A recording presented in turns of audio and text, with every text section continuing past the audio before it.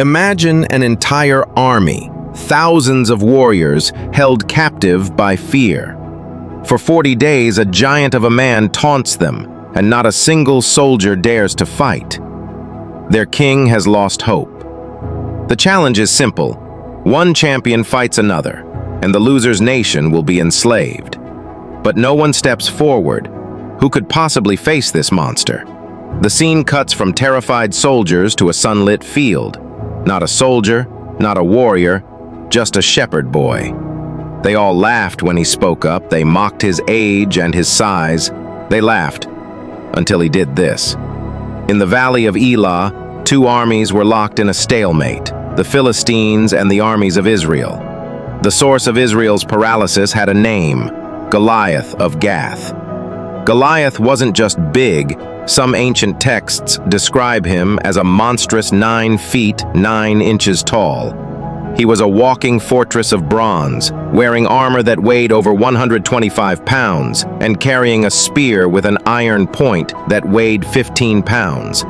Every morning and evening, he would stomp into the valley, roaring insults. "Choose a man and have him come down to me. If he can kill me, we will be your slaves.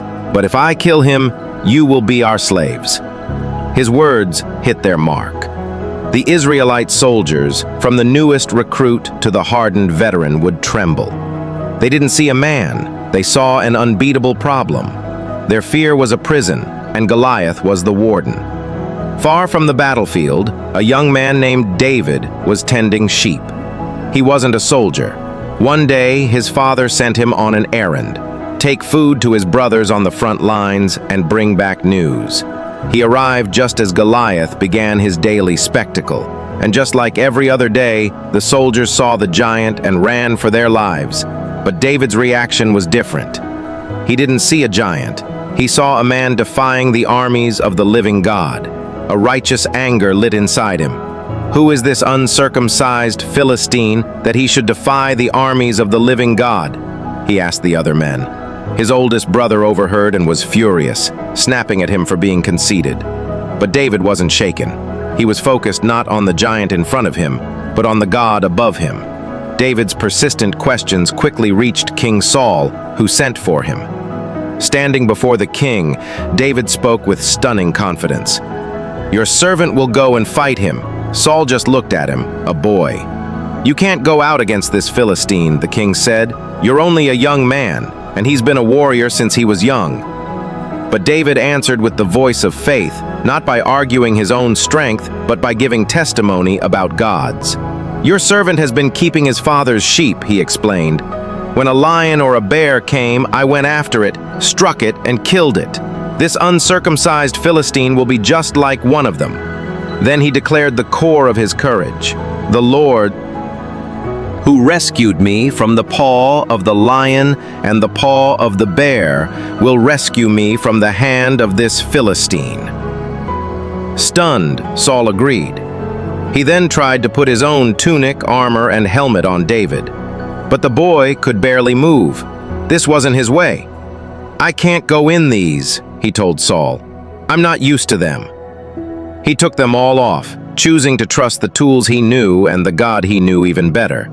Leaving the king's tent, David walked toward the valley, carrying only his shepherd's staff.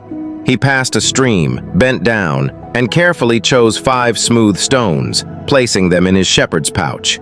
With his sling in hand, he approached the Philistine champion. Goliath saw him coming and was disgusted. "Am I a dog?" he roared, "that you come at me with sticks?" He cursed David and bellowed, "Come here, and I'll give your flesh to the birds and the wild animals." But David's voice rang out, clear and strong. "You come against me with sword and spear and javelin, but I come against you in the name of the Lord Almighty, the God of the armies of Israel, whom you have defied, for the battle is the Lord's." As Goliath lumbered forward, David didn't back down. He ran quickly to meet him.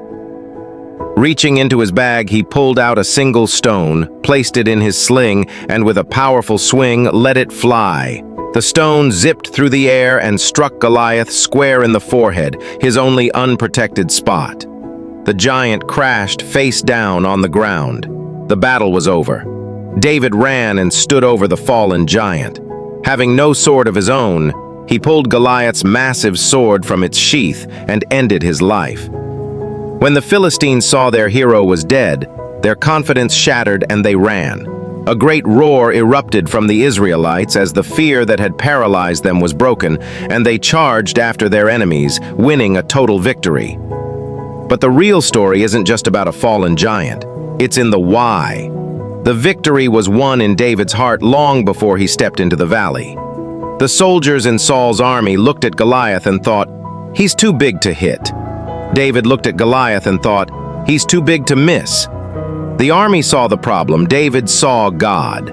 He understood a fundamental truth. The battle is the Lord's. David's victory is a powerful reminder that our biggest battles aren't won by our own strength. They are won by a radical trust in something bigger than ourselves. We all have giants. They might be fear, doubt, anxiety, or an impossible challenge. They stand in our way, taunting us, telling us we're too small and too weak. The story of David asks us, what are you focusing on? Are you staring at the size of your giant, or are you looking at the greatness of your God? Courage isn't the absence of fear, it's acting in spite of it, fueled by a faith that is bigger than any problem we could ever face.